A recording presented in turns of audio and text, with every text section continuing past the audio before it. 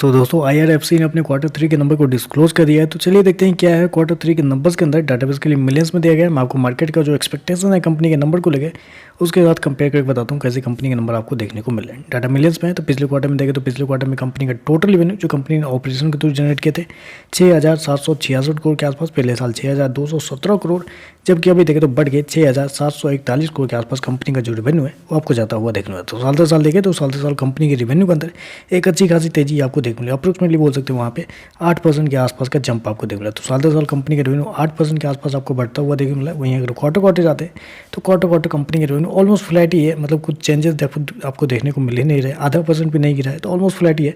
तो quarter quarter company का revenue flat है, लेकिन साल दर साल एक अच्छी खासी तेजी भी आपको देखने को मिले। मैं आपको बता दूँ कंपनी ने शो कितना किया है 6,741 करोड़ के आसपास का रेवेन्यू, जबकि मार्केट का अनुमान था इस क्वार्टर में कंपनी के रेवेन्यू को लेकर वो था 6,850 करोड़ के आसपास। तो आप कह सकते हैं मार्केट का जितना अनुमान था उसके आसपास ही कंपनी का रेवेन्यू आपको देखने मिला। 1-2% ऊपर नीचे चलता है, इतना उसमें टेंशन वाली बात नहीं है।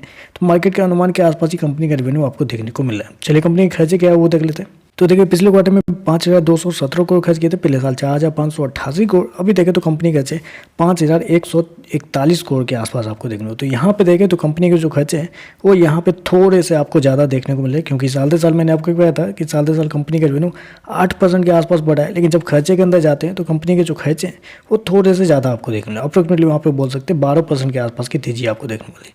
चलिए कंपनी का नेट प्रॉफिट क्या निकलता है वो देख लेते हैं।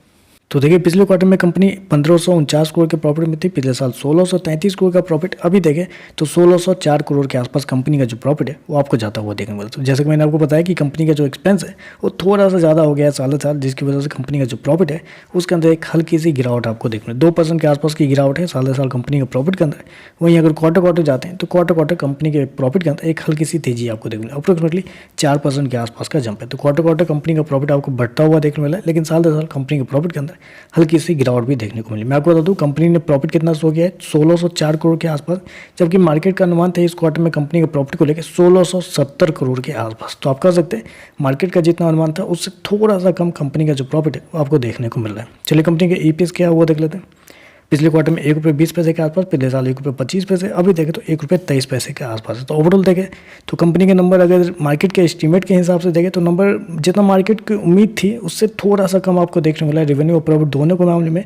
लेकिन ओवरऑल देखें तो कंपनी के जो नंबर है वो साल दर साल तो बेहतर देखने को मिला, क्योंकि साल दर साल कंपनी का रेवेन्यू प्रॉफिट दोनों आपको बढ़ता हुआ देखने को मिला। लेकिन क्वार्टर क्वार्टर जाते हैं तो क्वार्टर क्वार्टर कंपनी का रेवेन्यू थोड़ा सा गिरता हुआ देखने को मिला है, और कंपनी के प्रॉफिट की बात करें तो कंपनी का प्रॉफिट भी आपको थोड़ा सा बढ़ता हुआ देख लो। ओवरऑल देखें तो मेरे हिसाब से मिक्स टाइप के नंबर है, देखते हैं मार्केट कैसे एड करता है। तो चलिए बस आज के लिए बस इतना ही। वीडियो पसंद आए तो लाइक कीजिएगा, साथ में साथ चैनल को सब्सक्राइब जरूर कीजिएगा। धन्यवाद।